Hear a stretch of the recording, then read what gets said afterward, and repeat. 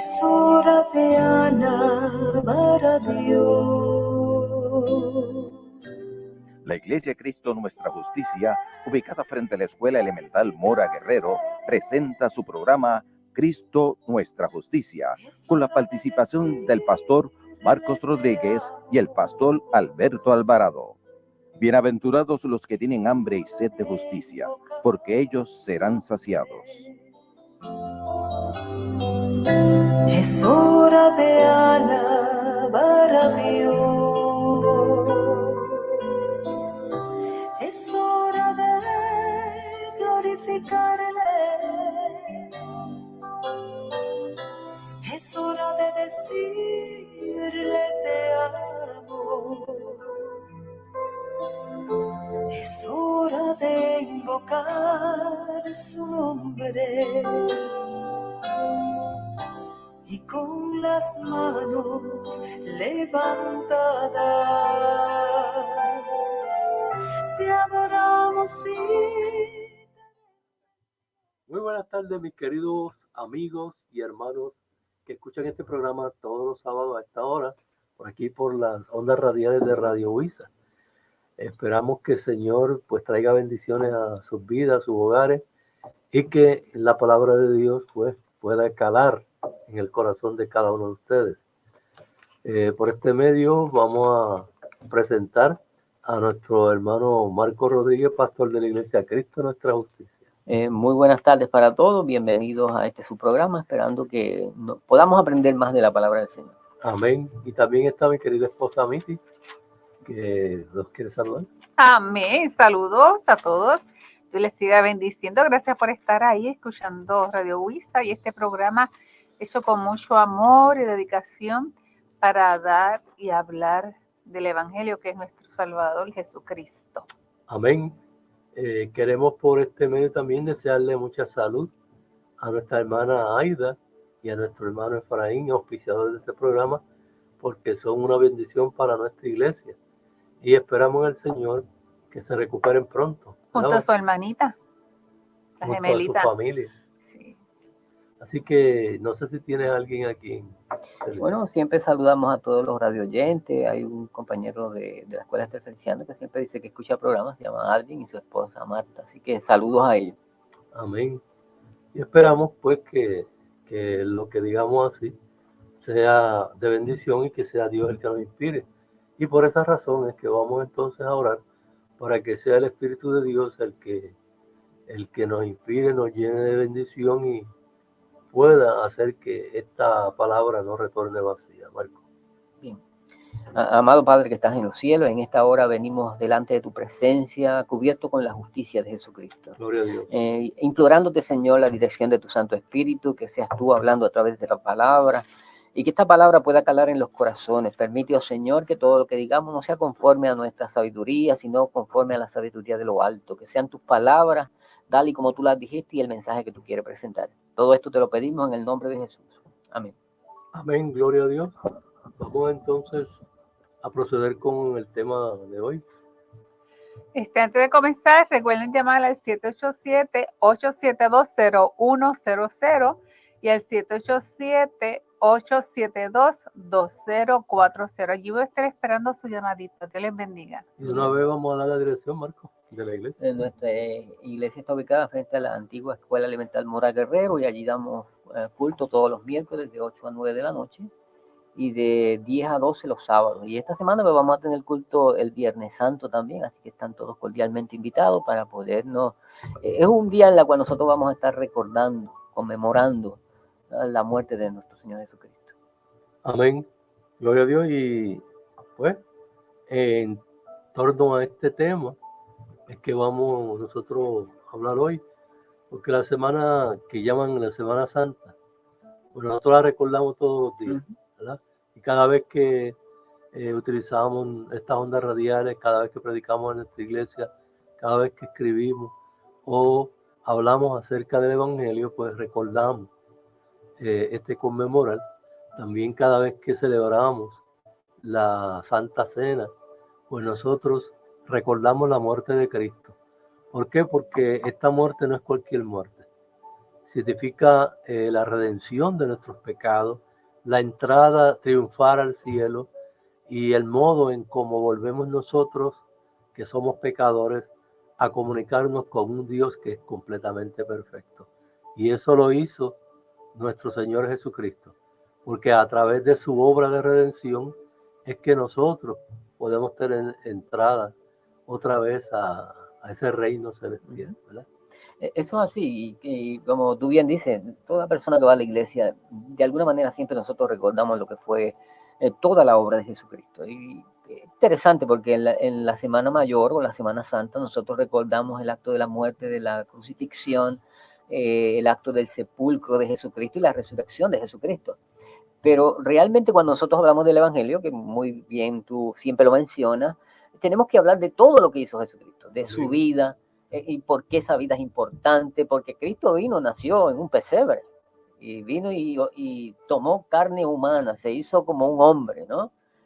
Para poder cumplir con las demandas que ningún hombre podía vivir. Así que la obra de Jesucristo, que culminó en la cruz del Calvario, comenzó en Belén, en un pesebre.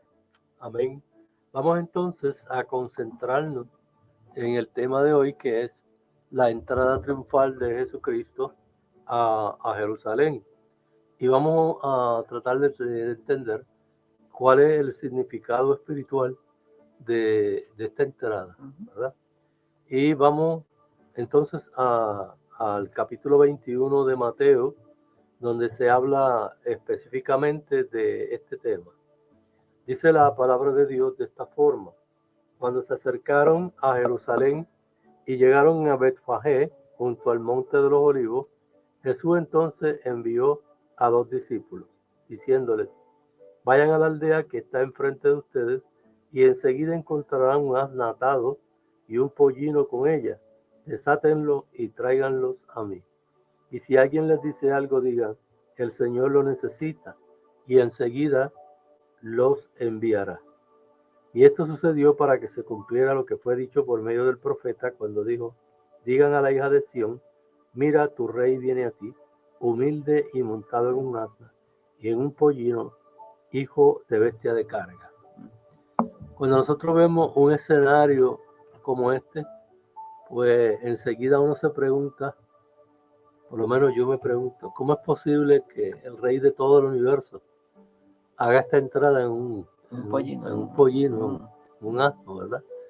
Y entonces aquí lo que vemos es realmente la naturaleza del carácter de Cristo, porque este no es un rey cualquiera, es el rey, yo diría que es el más humilde que ha pisado esta tierra, lo que nos enseña que la humildad no está reñida con la grandeza, porque es precisamente lo contrario. La grandeza es la humildad, y es lo que Dios nos quiere enseñar con estos pasajes, ¿verdad?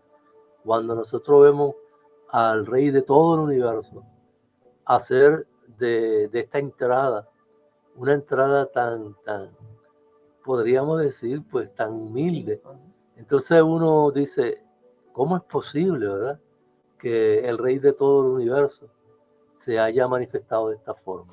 Definitivamente, cuando uno ve una entrada como esta, tenemos que ver que Jesús había impactado aquella ciudad, aquella área, toda aquella región, con su predicación, con sus milagros, con todo lo que había acontecido. Pero casi siempre cuando uno ve que un rey entra a posesión de su reinado o entra en plan de conquista, iba montado sobre un caballo. De hecho, Apocalipsis, cuando habla de la venida de Jesucristo, dice que vendrá en un caballo blanco. Amén. Así que llama la atención el hecho de que Jesucristo haya decidido, no dijo búsqueme en un caballo, dijo búsqueme un pollino. Y él dice allí claramente en la escritura que era para que se cumpliera la profecía. Pero a mí me parece que el mensaje que Cristo quería dar era que este rey no venía a conquistar el mundo. Este rey venía a conquistar la muerte. Este era un rey que había tomado la posición de un siervo. Venía en humildad. Y se quería hacer un siervo, un humilde siervo, para poder alcanzar la conquista que ningún ser humano podía alcanzar, el derrotar al imperio de la muerte. Y vino en un caballo en humildad diciendo, este es un siervo que viene. Yo creo que hay muchas cosas aquí presentes. Él tenía control de todas las cosas. Él sabía lo que iba a acontecer y él sabía hasta dónde estaba el asno, hasta dónde estaba el burro. y cómo lo podían encontrar y lo que le iba a decir a cada uno de ellos. Pero sin duda alguna, lo que nos quiere mostrar de inmediato es el rey que tú tienes, el rey que yo tengo, tiene control de todas las cosas y vino como un siervo. Y esa es la naturaleza de la mentalidad divina. Y es lo que más Dios, diría yo, que ensalza, ¿verdad? Que es la humildad. En contraste con aquellas personas que estaban rodeando a Jesús, todo el tiempo lo que buscaban era cómo eliminarlo. Y esta razón, lo que los motivaba, era precisamente porque Cristo estaba de alguna forma afectando su prestigio frente al pueblo, y porque ellos lo que deseaban es sentirse los grandes, sentirse que podían dominar al pueblo, y al ver cómo Jesús iba conquistando los corazones de todo Israel, entonces se sintieron celosos y yo diría que amenazados porque la gente ya lo estaban viendo a él no como sencillamente un campesino más, sino lo estaban viendo como un rey, como el cumplidor de las promesas, como el Mesías prometido, como aquella persona que ellos estaban esperando. Y realmente Cristo sí estaba haciendo esa obra, aunque muchos no lo notaron. Y de hecho Jesús era una figura que impactó a aquellas personas. De hecho, la forma de predicar era muy diferente a lo que hacían los escribas y fariseos.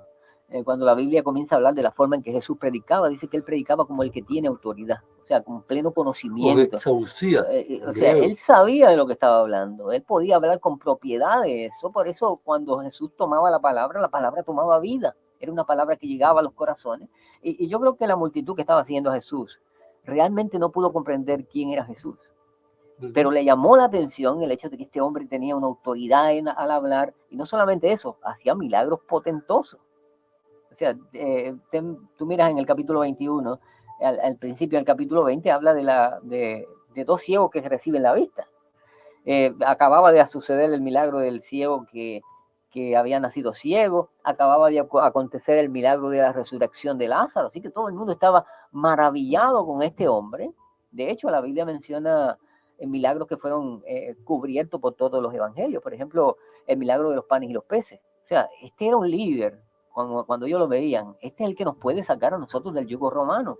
Puede hacer comida, puede levantar a los muertos, puede sanar a los enfermos, y tiene un poder y una autoridad innegable. Así que este es el hombre que nosotros necesitamos. Yo creo que de esa forma fue que empezaron a darle vítores a Jesucristo. Amén. Fíjate cómo en este pasaje pues encontramos que por primera vez se reconoce oficialmente que Jesucristo es un rey, porque aunque el Señor no quería que ellos pensaran que era un rey terrenal, todo el tiempo nuestro Señor indicaba que su reino no era de este mundo. Pero aunque ellos no lo notaran, Marco, yo pienso que Él sí estaba haciendo la labor de liberación, porque ellos esperaban a un libertador de tipo político, pero Cristo estaba haciendo un libertador de tipo espiritual, porque la Escritura dice que cuando Juan el Bautista, que estaba en la cárcel, mandó a preguntar si Jesús realmente era el que había de venir, pues la contestación fue la obra que él estaba realizando. Los ciegos ven, los sordos oyen, los paralíticos son restaurados, y a los pobres ha anunciado el Evangelio. Es una total obra de liberación. De manera que, aunque no estaban siendo liberados de forma política, pero sí estaban siendo liberados de forma espiritual. Y lo más importante, Cristo le estaba devolviendo el camino correcto hacia los brazos de Dios. De manera que sí, Jesucristo pues le estaba dando la liberación, aunque ellos no esperaban ese tipo de liberación, ¿verdad? Pero eso era lo que estaba pasando. Y de hecho yo creo que ellos, como tú bien dices, no veían la liberación real de Jesucristo, pero ellos están diciendo, esto es un rey que puede libertar, este es un rey que puede hacer grandes cosas. Y yo creo que cuando nosotros vemos una semana luego, diciendo crucifíquenle, posiblemente a los mismos que estaban dándole vítores, yo pienso que quizás se decepcionaron diciendo, nosotros esperábamos a un rey que viniera a acabar con los romanos, que viniera a traernos la libertad de este yugo, y este rey nos habla a nosotros de otra libertad. Y lo interesante es que esa otra libertad es la principal de las libertades, porque si tú tienes esa libertad, la libertad del pecado, la libertad de la muerte, tú has alcanzado la mayor de las bendiciones. Amén. Y lo demás viene por añadidura. Así que ellos habían perdido de vista, pero me llama la atención con cuánto ánimo, con cuánta alabanza ellos lo recibieron, pero a pesar de eso ellos no comprendían quién estaba allí realmente. Y fíjate que aquí también podemos notar cómo las emociones del ser humano cambian tan drásticamente, porque aquí lo estamos viendo a un pueblo que está anunciando a su rey, victoriándolo, celebrando su entrada, su llegada, y como tú dices, pues después lo vemos buscando la manera de cómo condenarlo. Uh-huh. Así que los seres humanos, pues, de un momento a otro podemos estar emocionalmente bien entusiasmados y en otro momento estar decepcionados. Ahora, cuando nosotros hablamos, por ejemplo, de el milagro como cuando Cristo multiplicó los panes y los peces, pues yo pienso como tú que quizá ellos decían, pues este es el que puede solucionar el problema del hambre en el mundo, Uh-huh. ¿verdad? Porque tiene el poder para hacerlo. Y es el hombre que también, si nos matan a los soldados, los puede resucitar. Uh-huh. O sea que todas estas cuestiones yo me imagino que los discípulos estuvieron pensando, y específicamente yo creo que lo pensaba así Judas, porque Judas pertenecía a una clase social que se llamaba los celotes, y estos eran personas que de alguna manera estaban buscando la manera de derrotar al imperio. Así que ellos vieron en Jesucristo una alternativa. Yo diría que querían hasta reclutarlo Uh-huh. para ese movimiento que estaban ellos celebrando, de manera que Jesucristo se consideraba una forma muy vial de poder canalizar todas aquellas cosas que ellos querían lograr para su pueblo. Yo pienso que, como tú bien dices, muchos de los líderes de Israel dijeron, este es el hombre que necesitamos, vamos a ser invencibles. Él nos puede producir cantidades de comida con un poquitito. Exacto. Él puede, nos tumban los soldados, nos matan los soldados y él sencillamente hace una oración y los resucita de nuevo. Nuestro ejército nunca va a ser derrotado. Así que de primera intención yo creo que mucha gente pensó así. Yo creo que muchos de estos que están dándole lo hora al Señor están diciendo, ya el rey va a tomar posesión. Y cuando él comience a hacer la obra que él va a hacer, somos invencibles. Amén. No habrá quien los derrote. Y no solamente eso, recuerda cuando él podía decir a los vientos. Exacto, y acababan de ver, y yo me imagino que ellos pensaban, va a pasar como en los tiempos de Israel, que el Señor va a levantar una ola grande y va a acabar con todo este imperio. Exacto. O sea que en la mente de ellos, que estaban alabando a Jesucristo, pensaban, este es el líder que viene a acabar con el imperio romano. Habían perdido de vista, sin duda alguna, la misión de Jesucristo, lo que él venía hablando. De hecho, él había dicho, mi reino no es de este mundo. Claro. Y de esa manera, pues, y como tú dices, se decepcionaron. Uh-huh. Yo creo que el primero en decepcionarse fue Judas, que yo me imagino que había dicho en su mente, pues si no puedo reclutarlo, lo vendo. Uh-huh. Y eso es especialmente lo que ocurrió, ¿verdad?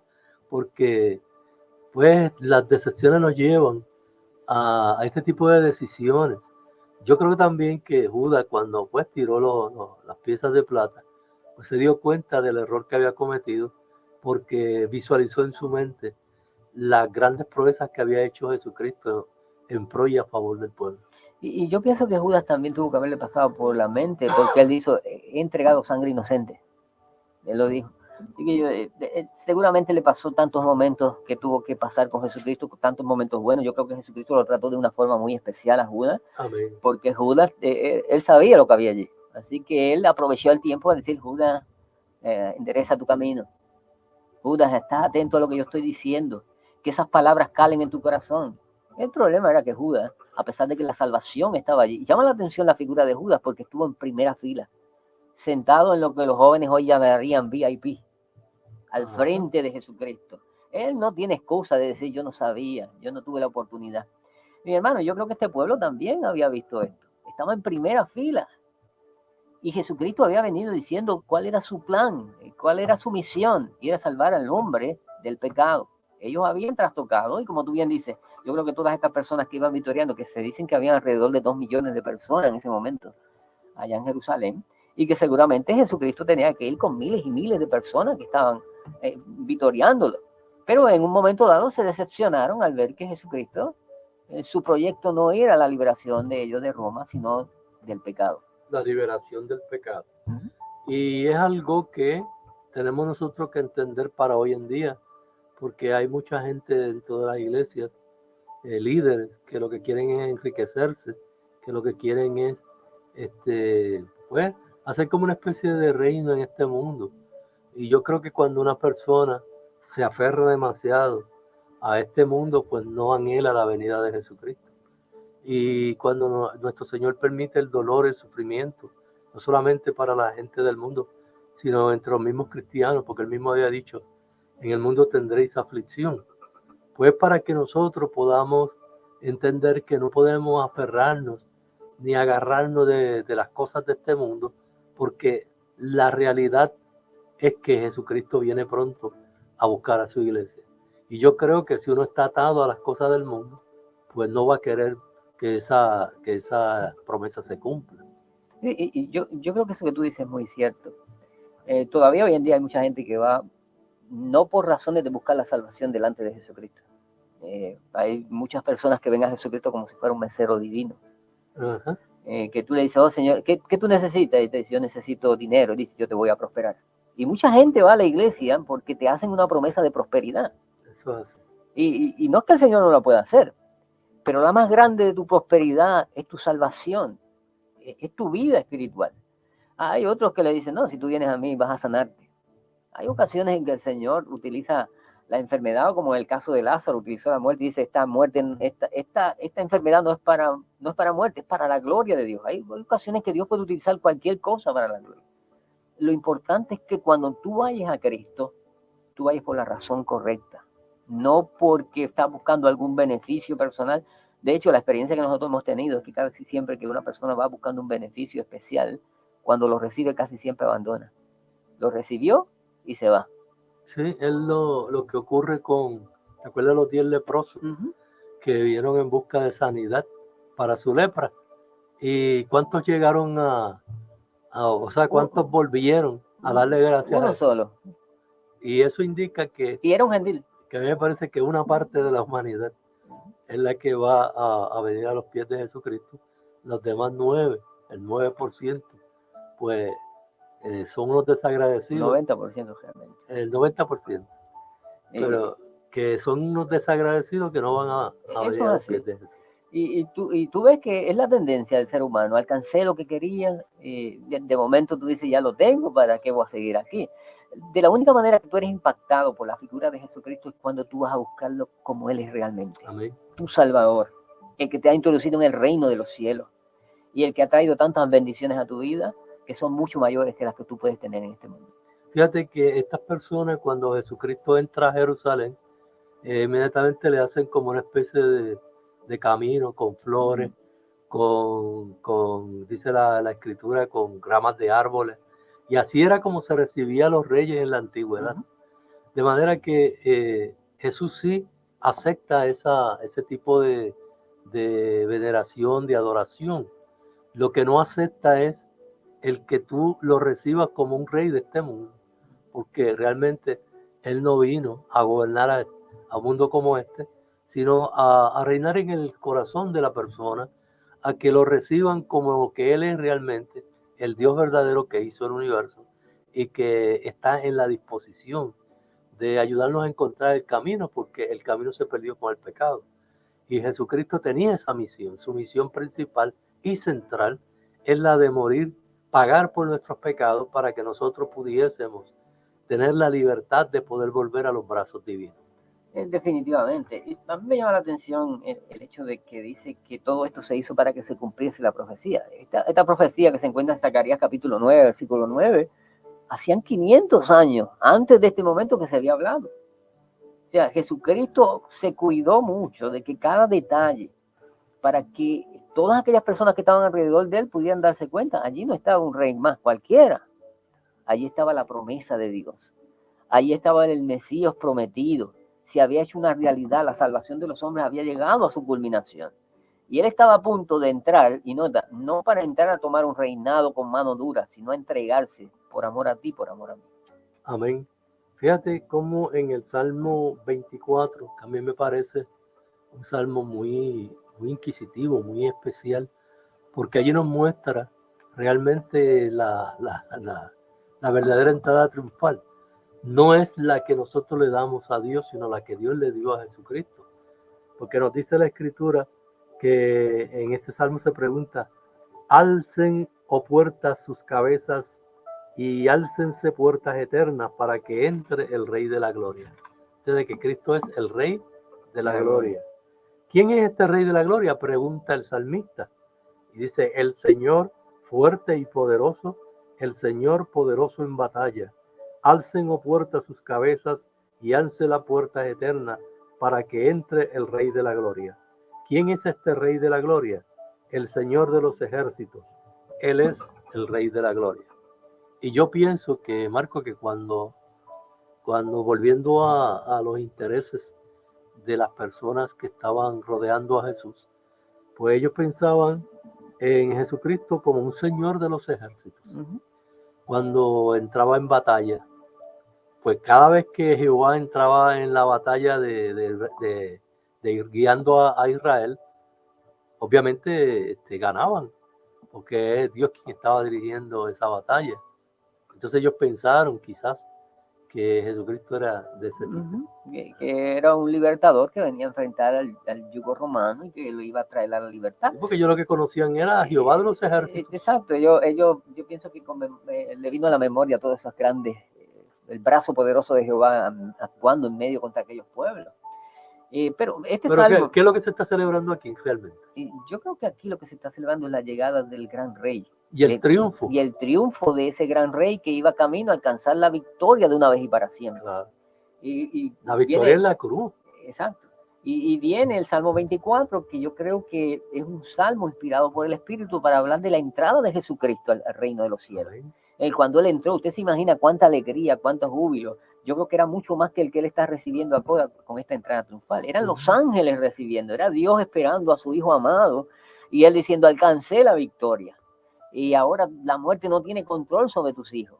Está la liberación. Vengo a recibir el premio que a mí me toca. Amén. Y cuando Jesucristo recibió el premio, lo repartió con todos sus seguidores. Amén.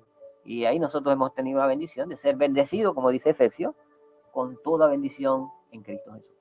Fíjate que esta entrada triunfal que tuvo Jesucristo en Jerusalén fue luego seguida por el sufrimiento, porque no hay ningún triunfo si no se centra sobre la base del esfuerzo, del sufrimiento, de lo que cuesta.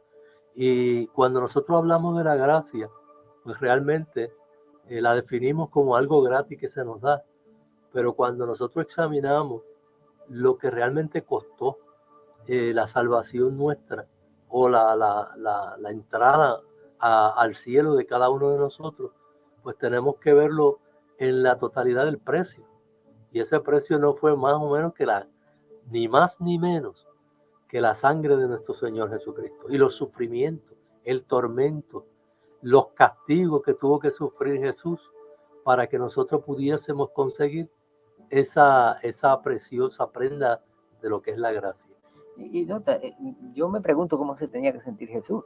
Eran las últimas semanas de él. Y él decía: ahora me van vitoreando, pero yo voy camino a la cruz.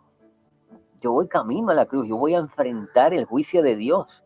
E iba en pos del verdadera entrada triunfal. Exacto. Él iba camino al gran triunfo final de la historia de la raza humana. Amén. Por eso la cruz tiene una importancia tremenda en la Escritura. Es el centro de la historia de la raza humana. Usted ve que se divide el tiempo, pero también eso es lo que establece quién puede entrar al reino de los cielos y quién estará en el lago de fuego. ¿Quién alcanzará entrada para que Dios le diga: venid benditos de mi Padre? Y quiénes serán los que serán echados a fuego. Afuera, donde dice: atádmelo de pies y manos, y ahí será el lloro y el crujir de dientes. Y todo tiene relación con la cruz del Calvario. Lo que te permite a ti la entrada es la cruz. Lo que te permite a ti que tú no entres al reino de los cielos es que tú rechaces ese triunfo alcanzado por Jesucristo. Amén. Eso es así. Por eso nada se consigue sin esfuerzo. Y lo que nos enseña la Escritura es que la salvación no es una cosa liviana, que se consiguió livianamente, sino que se consiguió a través de ese esfuerzo que hizo nuestro Señor, que cuando lo vemos, cuando lo examinamos, por ejemplo, cuando vamos a Getsemaní, pues nos damos cuenta de que realmente la parte humana de Jesucristo realmente sufrió. Y dice la Escritura que cuando él pensaba en la separación que habría de tener con el Padre, sus gotas de sudor eran como gotas de sangre. Y eso significa que estaba pasando por un estrés demasiado fuerte. Lo que yo quiero enfatizar es el hecho de que la entrada triunfal que tuvo Jesús en este camino hacia Jerusalén no se compara con la entrada triunfal que tuvo en los cielos, porque Dios santificó, vio de esta obra de Jesucristo como lo más grande que se había producido en todo el universo. De manera, mis queridos hermanos, que lo que vale realmente es esa entrada en el cielo, esa entrada triunfal, porque Jesucristo lo estaba esperando el verdadero trono. ¿Y cuál era el verdadero trono? Sentarse a la diestra de Dios para poder reinar con él nuevamente. Y nota eso que tú dices, para que tú veas lo maravilloso que fue la obra de Jesucristo. Pedro, hablando sobre eso, dice, porque tú fuiste rescatado Amén. de tu vana forma de vida. O sea, cuando Dios y los apóstoles miraban la vida que nosotros tenemos en este mundo, la llama vana, sin peso, sin sentido. A veces nosotros nos esforzamos mucho por algo que perdemos en un abrir y cerrar de ojos. Y él dice, tú no fuiste rescatado con cualquier cosa corruptible como el oro y la plata, dice él, sino con la sangre de un cordero sin mancha y sin contaminación. Y cuando habla de esa sangre, dice la sangre preciosa. Y es para denotar el costo tan grande de tu salvación. Como tú bien dices, hablamos de, es por gracia, me la regalaron, pero hubo uno que le costó mucho a Jesucristo. Amén. Que tuvo que enfrentar el juicio, que tuvo que ser molido, que tuvo que ser latigado, que fue clavado en la cruz del Calvario, que tuvo que enfrentar, para mí, una de las cosas más terribles que Jesús enfrentó, el abandono de Dios. Amén. Para que tú seas aceptado y seas recibido con los brazos abiertos por Dios. Fíjate, si nosotros comparamos nuevamente, porque lo que quiero ver es que se visualice, que a Jesucristo lo estaban exaltando porque la gente vio todos los milagros que él había hecho en su camino hacia el cielo. Pero primero, la gente se dio cuenta de cuán grandiosas eran las obras que había realizado nuestro Señor, porque esto no se había visto nunca antes, ni nadie había hablado con la autoridad con que hablaba Jesucristo. Y yo pienso que cuando él decía, mas yo digo, pues la gente pensaría, ¿y quién es este que está diciendo que lo que yo digo es lo que vale realmente? Pero sí, porque allí no estaba hablando cualquier persona, estaba hablando Dios mismo. Cuando Cristo dice que Él es el camino, la verdad y la vida, fíjate que los grandes filósofos, los grandes pensadores de la época, pues siempre habían dicho que ellos hablaban de la verdad, que hablaban de la vida, hablaban de todo esto, pero ninguno de ellos se adjudicó el personalismo ese que Jesucristo tuvo cuando Él mismo se autoproclamó como la verdad y la vida. Y yo decía, ¿qué es esto? Solamente un Dios puede decir una cosa como esa. Y realmente, pues Cristo, como Dios, podía adjudicarse estas virtudes. Así que, mis queridos hermanos, cuando Jesucristo recibió esa entrada triunfal de Jerusalén, pues la gente estaba pensando en toda la obra que él hizo. Pero cuando Jesucristo entra en una entrada triunfal al cielo, realmente la obra que Dios está ensalzando con esa entrada triunfal fue su muerte en la cruz y su vencimiento de la muerte en ese momento. Así que Cristo entra como un triunfador sobre el pecado, cosa que no había hecho ningún hombre en la tierra ni lo podía hacer. Exacto, este era el gran campeón. Algunos le llaman el Sansón de Dios. El que pudo tomar las puertas de la muerte y echárselas al hombro y llevarlas allí y decir, ya nadie puede detenerlo. Pero yo creo que todo esto, cuando uno lo mira, uno lo que ve es la fidelidad de Dios. Que Dios es fiel, que el hombre se puede apartar, pero que Dios sigue cumpliendo sus promesas una tras una. Su fidelidad no tiene límite. Él es fiel. Y yo creo que cuando hablamos de la fidelidad de Dios, hablamos de que no existe una promesa que Él no vaya a cumplir. Amén. Así que, ¿qué te parece si escuchamos esta canción muy hermosa de Marcos Witt que se llama Tu Fidelidad? Amén. Quisiera invitarte a que cerraras tus ojos, que levantaras tus manos y cantaras esto conmigo. Tu fidelidad es grande, tu fidelidad incomparable es. Nadie como tú, bendito Dios. Grande es tu fidelidad. Tu fidelidad es grande. Tu fidelidad incomparable es. Nadie como tú, bendito Dios. Grande es tu fidelidad. Vamos a decir una vez más, Señor. Tu fidelidad es grande. Tu fidelidad incomparable es. Nadie como tú, bendito Dios.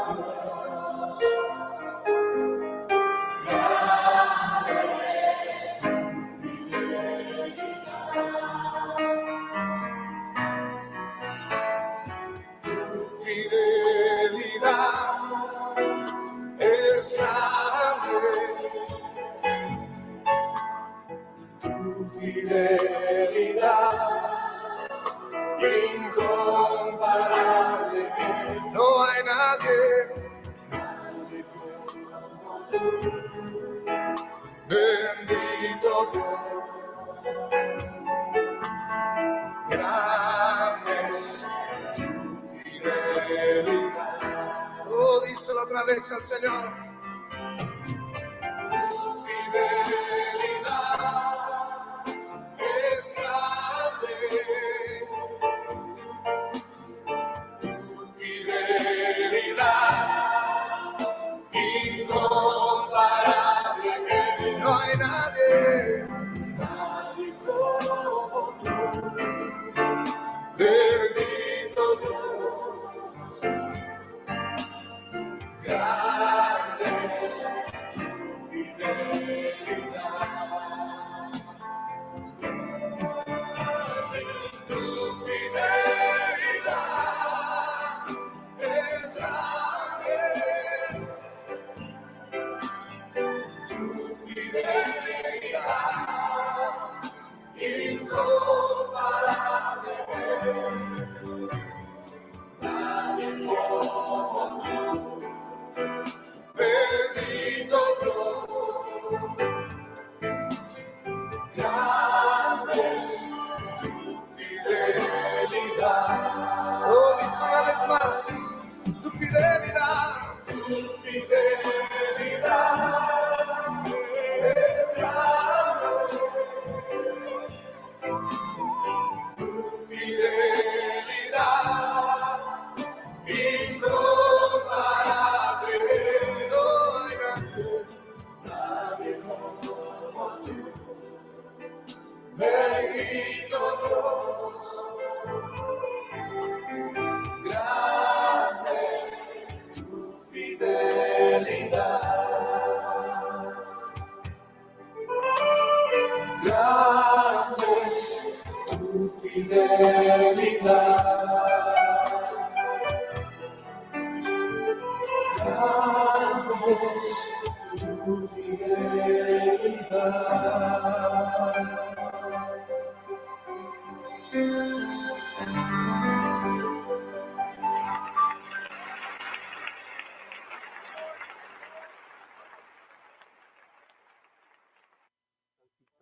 A esta hora están escuchando su programa Cristo es nuestra justicia.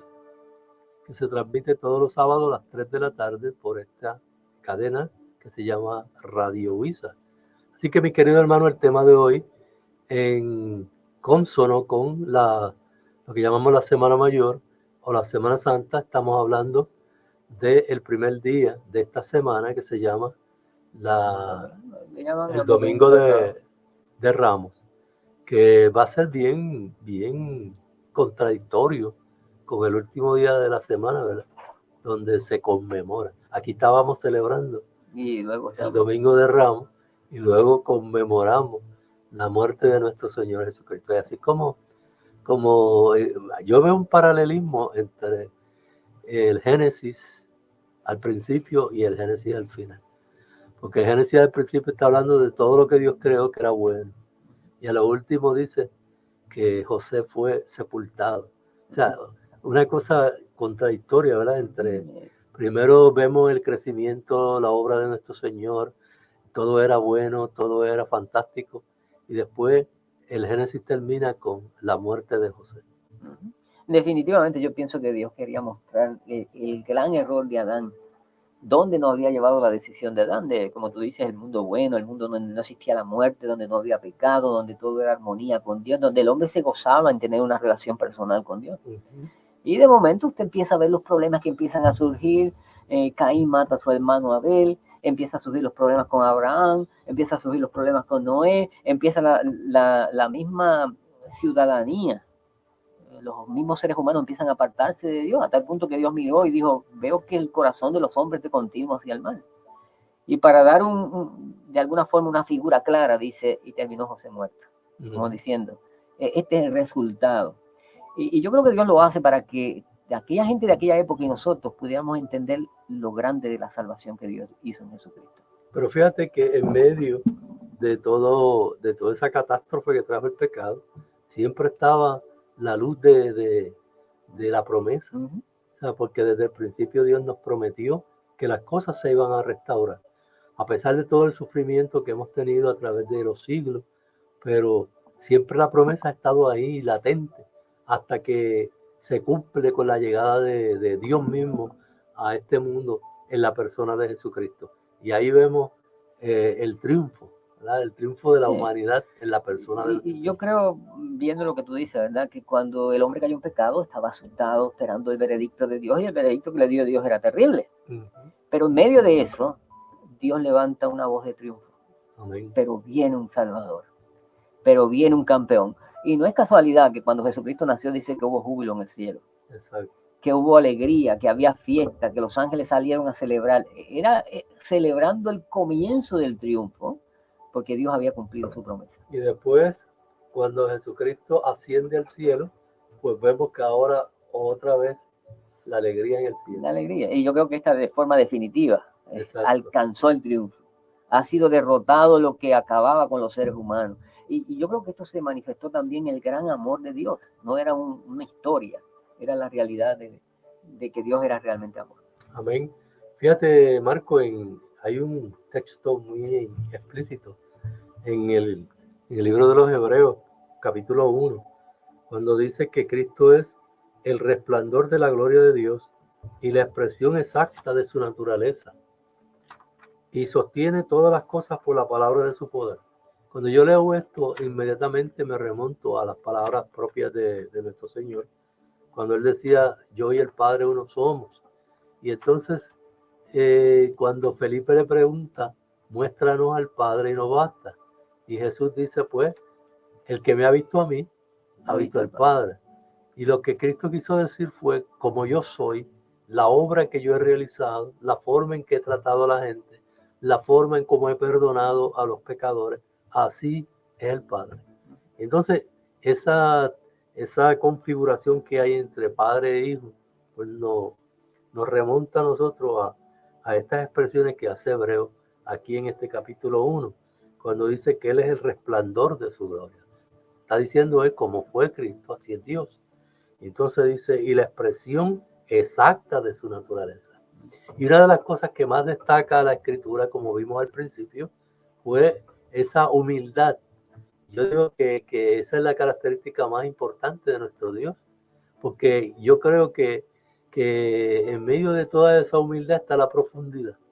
O sea, porque Dios es un ser tan misterioso, tan profundo, que somos incapaces de poder comprenderlo, pero a la misma vez podemos regocijarnos porque sabemos que tiene este tipo de virtud, que es la bondad, el amor y todo aquello que es beneficioso para el ser humano.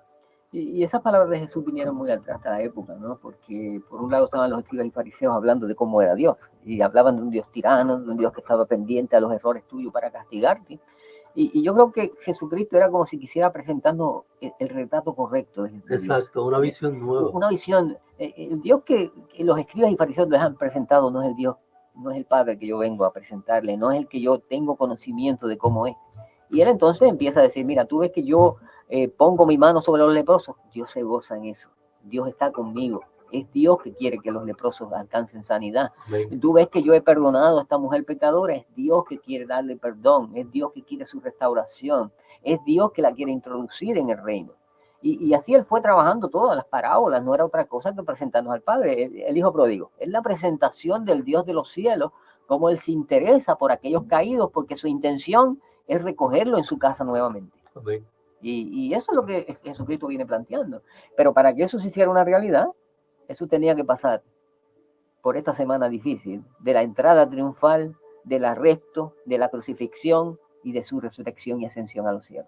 Sí, nosotros nunca, pienso yo, que podremos comprender la profundidad de lo que ha pasado en esta semana tan horrible para nuestro Señor, porque uno se pregunta cómo es posible que Dios se haya dejado maniatar de esa forma, castigar de esa manera, siendo Dios. Uh-huh.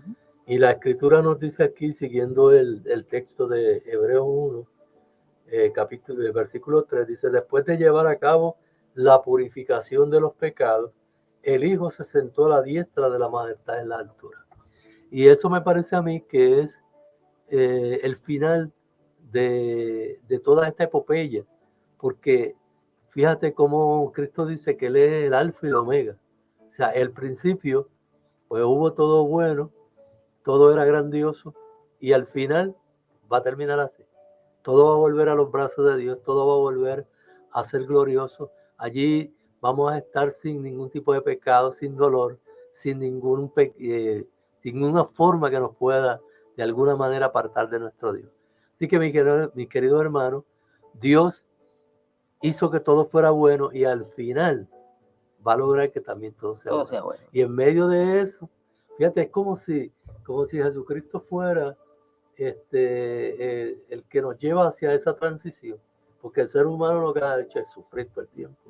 Así que nuestro Señor como representante nuestro también padeció, también sufrió, también tuvo que pasar por este valle de sombra y de muerte para entonces volver a cruzar ese camino y llevarnos a la gloria, donde realmente vamos a estar todos los que creemos en él. Y yo creo que Jesucristo enfrentó la falsa coronación, esa que supuestamente le estaban haciendo y luego resultó que no era, ¿no? Y quizás tiene que ver con lo que pasó con Adán. Adán también sufrió una falsa coronación, pensó que era el rey de todo y que tenía control y lo engañaron. Pero como tú bien dices y lo describe ahí en el libro de Hebreos, pero hubo la verdadera coronación, la verdadera exaltación, la que menciona el Salmo 24. Y ahí se ve la verdadera coronación de ese que es centrado a la misma diestra del Padre, allí en el trono de Dios, como diciendo, alcancé la victoria y por consiguiente este es mi lugar. Y lo maravilloso es que yo estoy sentado juntamente con él allí. Aunque realmente él se la merecía. Definitivamente. Él se merecía ese homenaje. Lo que pasa, como tú dices, es que como los seres humanos cambiamos tanto, pues no es verdad en el sentido real de la palabra, porque él no era el rey que ellos esperaban, era otro tipo de rey. Así que yo pienso que sí se lo merecía, porque nuestro Señor hizo todo lo que pudo por el ser humano mientras estuvo en esta tierra, pero la gran comisión de él era sufrir y morir para que nosotros pudiéramos volver a los brazos de Dios, de manera que el pecado no es otra cosa que sufrimiento, apartarse de Dios, separación de Dios. Y eso fue lo que Cristo vino a solucionar. Y nota que este triunfo de Jesucristo lo que nos hacía era poder realmente estar con Dios. Amén. Y nota, de forma eterna. Ahora nosotros tenemos unos límites, ¿no? Porque morimos hasta que Él se manifieste en poder y gloria. Amén. Pero esa victoria ya ha sido alcanzada. Y de hecho, la Biblia cuando habla de la victoria de la cruz dice que Él los exhibió a sus enemigos, a sus potestades, las exhibió públicamente, como diciendo, los derroté, Amén. los derroté. Y esto es importante porque en tu vida como creyente tú te vas a enfrentar momentos difíciles, momentos de dificultad. Quizás tú estás pasando por un momento de dificultad, quizás estás pasando por un momento que tú sientes que no hay salida, pero Dios te quiere decir que sí hay salida. Amén. Porque la peor de las situaciones las enfrentó Jesucristo y alcanzó la victoria. Así que si tú te aferras a Él, tú vas a ver cómo todas las cosas vas a tener el alcance de todo lo que tú quieres, en términos humanos, y que siempre se cumpla con la voluntad de Dios. Porque hay cosas que tú no puedes entender, pero que Dios la tiene en su propósito para un beneficio de tu vida. Amén. Por eso la Biblia dice, como decía Pablo, a los que aman a Dios, todas las cosas le vienen a bien. Fíjate, y la gente puede pensar, no, pero Él era Jesucristo y sabemos que iba a triunfar. Pero la Escritura nos habla de que nuestro Señor tuvo que aprender Uh-huh. la forma de cómo perfeccionar su forma de ser en este mundo para que pudiese obtener el triunfo. Así que tuvo que sufrir, tuvo que padecer, tuvo que vivir como vive cualquiera de nosotros. La diferencia era que Jesucristo es un ser sin pecado, mientras que nosotros sí lo somos. Así que en ningún momento Él se merecía la muerte. De hecho, cuando Cristo va a morir, tuvo que darle permiso a la muerte, porque la Biblia dice que la paga del pecado es muerte, pero si Cristo no tenía pecado, La muerte no lo podía coger. no lo podía alcanzar a menos que Él lo permitiera. Y eso fue lo que Él hizo cuando dijo consumado es. Entonces comenzó el proceso ese de que la muerte se acercara. Pero fue Él quien le dio permiso. Y yo pienso también, pensando en eso, que la muerte tuvo que haber venido con sumo respeto delante del Dios Todopoderoso. Y decir, voy a tomar a este ser supremo, divino y eterno. Y hay una historia que habla acerca de eso, que se pensaba que la muerte era lo más poderoso.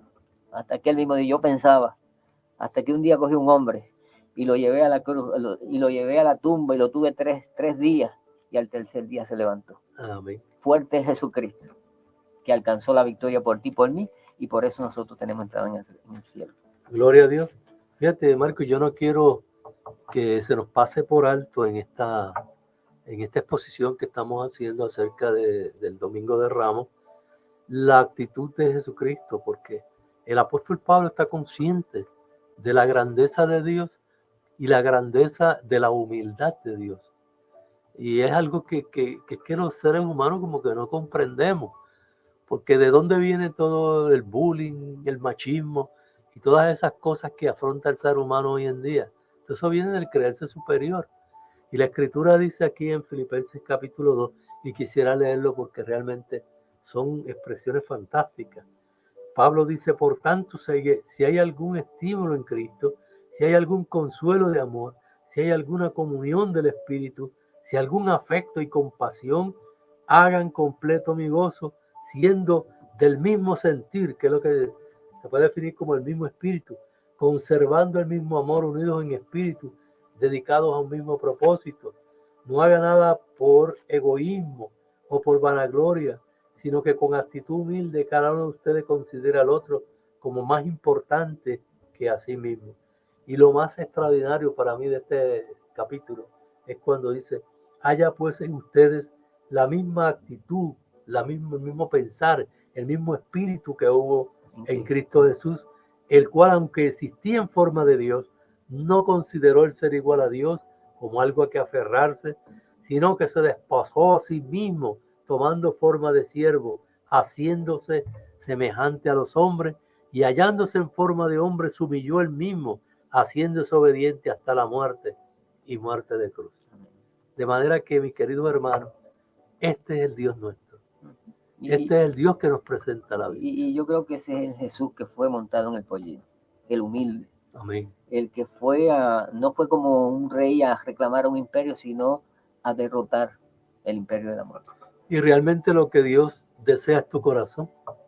La Biblia dice que donde esté tu tesoro, allí estará tu corazón. Y si tu tesoro está en el cielo, si tu corazón está al lado de la diestra de Dios, si ese es tu tesoro, allí estará también tu corazón. De manera, mis queridos hermanos, que ese es el Dios que te estamos presentando. Ese es el Dios que la gente muchas veces no comprende ni entiende, porque no ha visto realmente la magnitud de lo que significó el descenso de nuestro Dios a la tierra y de la forma en cómo se manifestó esa actitud. Definitivamente, yo creo que si algo la Biblia nos quiere presentar es quién es el Dios que tú sirves, cuánto Él te ama, lo que Él estuvo dispuesto a hacer de entregar a su Hijo por amor a ti, y que para tú alcanzar la salvación, que es algo imposible para el hombre en sus propios méritos, Él lo hizo posible en Jesucristo. Es como si tú tuvieras una gran cuenta allí a tu disposición, el pasaporte para entrar al reino, que tú no lo puedes comprar, que tú no lo puedes adquirir de ninguna forma. Jesucristo lo pagó por ti. Fíjate cómo también el resultado de esa humildad, el resultado de esa humildad, ¿cuál fue? Por lo cual también Dios lo exaltó hasta los cielos.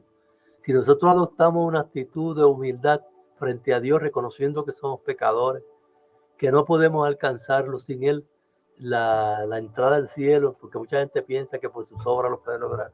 No lo va a poder lograr, porque nosotros, por nuestra naturaleza pecadora, nunca podremos alcanzar la gloria que se necesita para poder cumplir con los requisitos que Dios tiene para alcanzar el cielo.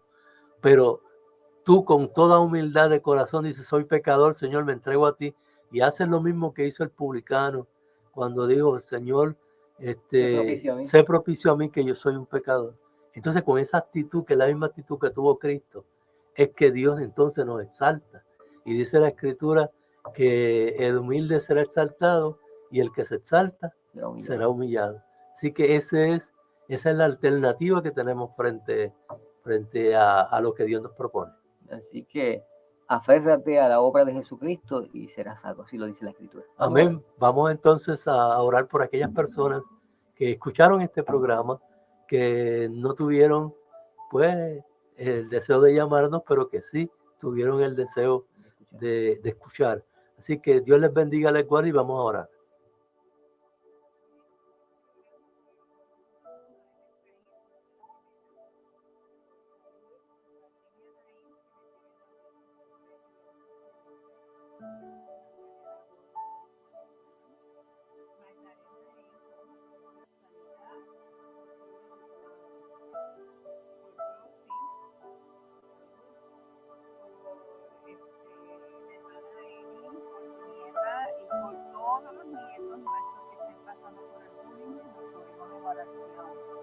Para tu esposa, para sanidad, y por la hermana Carmen Pavo, Carmencita, por sus problemas de hijos. Gracias te damos, Padre Celestial, por tu amor, por tu fidelidad, porque grande y maravilloso eres tú. Padre, venimos a ti por la gracia de tu amado Jesucristo, que se dio en una cruz por toda la humanidad. Ay, Señor, ten misericordia de todos tus hijos, que te hemos aceptado a tu Hijo como nuestro Salvador y Redentor. Y por esta conmemoración de Semana Santa te pedimos, mi Señor, que las personas se lleguen para conocer de ti, mi Señor, y que den gracias por lo que gracias hemos recibido. Padre mío, esto lo pedimos en el dulce nombre de Dios amado Jesucristo, Salvador y Redentor, por siempre. Amén. El próximo sábado, si así Dios lo permite. Buenas tardes para todos. Muy buenas tardes. WISA 1390 presentó Cristo Nuestra Justicia. Los invitamos a que nos escuchen este próximo sábado de 3 a 4 de la tarde. Dios les bendiga.